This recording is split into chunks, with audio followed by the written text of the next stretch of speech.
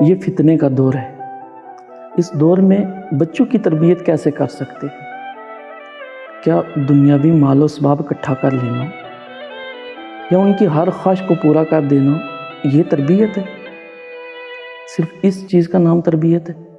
نہیں۔ تو پھر وہ کون سی چیز ہے جو تربیت کا اہم حصہ ہے؟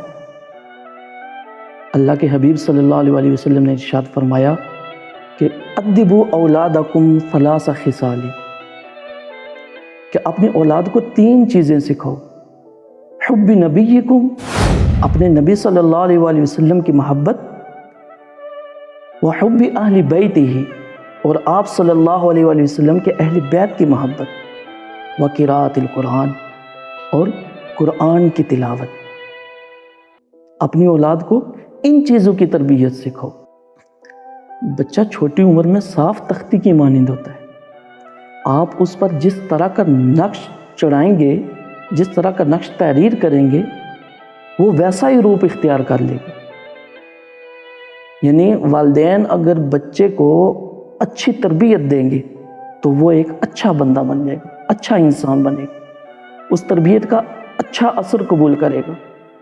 تو اس میں سب سے اہم کردار ماں کا ہوتا ہے، کیونکہ وہ بچہ چھوٹی عمر میں سب سے زیادہ متاثر اپنی ماں سے ہوتا ہے، وہ اس کی بات کو فوراً ایکسیپٹ کر لیتا ہے۔ تو کیا ماں بچے کو نبی کریم صلی اللہ علیہ وسلم کی محبت، آپ کے اہل بیت و صحاب کی محبت اگر سکھائے تو کیا بچہ اس چیز کو قبول نہیں کرے گا؟ اس کا اثر نہیں لے گا؟ ضرور اس کا اثر لے گا۔ سیدنا عباس رضی اللہ تعالیٰ عنہ فرماتے ہیں کہ ایک مرتبہ میں اپنے گھر میں بیٹھا، بچوں کو آپ صلی اللہ علیہ وسلم کے تذکرے بیان کر رہا تھا، آپ کی عظمت بیان کر رہا تھا، آپ کی محبت سکھا رہا تھا۔ وہ یہ کہ باہر گلی سے آپ علیہ السلام کا گزر ہوا، آپ رک گئے۔ آپ صلی اللہ علیہ وسلم نے بڑے توجہ کے ساتھ وہ ساری گفتگو سنی۔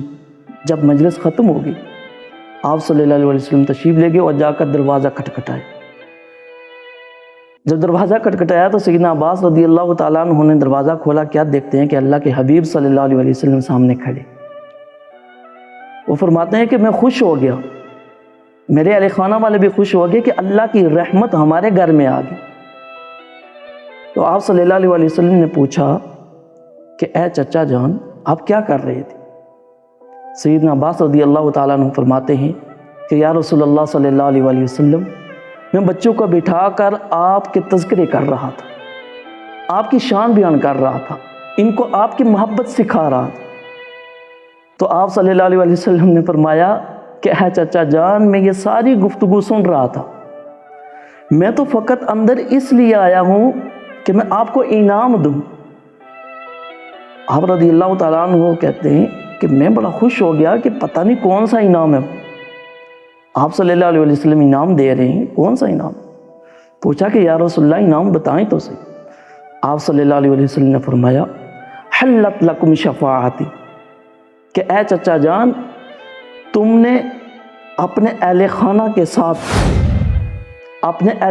کے ساتھ بچوں کو بٹھا کر میری عظمت بیان کی، میرا تذکرہ کیا، ان کو میری محبت سکھائی، تو اس کے بدلے میں تمہیں یہ تحفہ دے رہا ہوں کہ میری شفاعت تمہارے لیے لازم ہو گئی، میری شفاعت تمہارے لیے لازم ہو گئی۔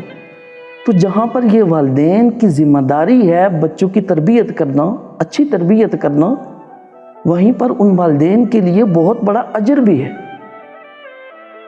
اللہ تعالیٰ ان کو بہت بڑا اجر بھی دیتا ہے۔ تو یارو، اپنی اولاد کی اچھی تربیت کریں۔ اگر ہم خود ان کی تربیت نہیں کریں گے، انہیں آپ کی محبت نہیں سکھائیں گے، آپ کے اہل بیت کی محبت نہیں سکھائیں گے، تو وہ عین ممکن ہے کہ کسی ایسے شخص کے پاس چلیں گے، کسی ایسے شخص کی صحبت اختیار کر لیں کہ جو ان کی دنیا و آخرت تباہ کر دے۔ تو پھر اس میں سب سے بڑی کمی، سب سے بڑی کوتاہی کس کی طرف سے؟ وہ والدین کی طرف سے۔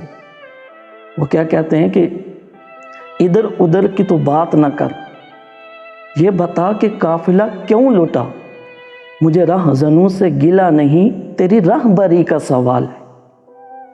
کہ تم نے ان کی یہ تربیت نہیں کی تو اس وجہ سے وہ کسی اور کے ہاتھ میں